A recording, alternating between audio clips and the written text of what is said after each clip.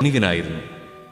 യേശു അവനെ നോക്കിക്കൊണ്ട് പറഞ്ഞു, സമ്പത്തുള്ളവർ ദൈവരാജ്യത്തിൽ പ്രവേശിക്കുന്നത് എത്ര ദുഷ്കരം! ധനികൻ ദൈവരാജ്യത്തിൽ പ്രവേശിക്കുന്നതിനേക്കാൾ എളുപ്പം ഒട്ടകം സൂചിക്കുഴയിലൂടെ കടന്നുപോകുന്നതാണ്.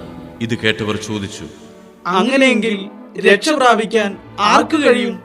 അവൻ പറഞ്ഞു, മനുഷ്യർക്ക് അസാധ്യമായത് ദൈവത്തിന് സാധ്യമാണ്. പത്രോസ് പറഞ്ഞു, ഇതാ, ഞങ്ങൾ സ്വന്തമായവയെല്ലാം ഉപേക്ഷിച്ച് നിന്നെ അനുഗമിച്ചിരിക്കുന്നു.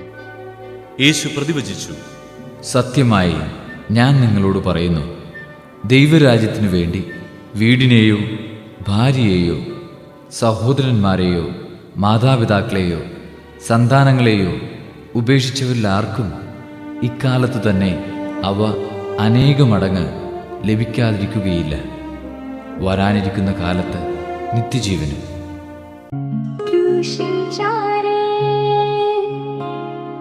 ക്രൂശിൻ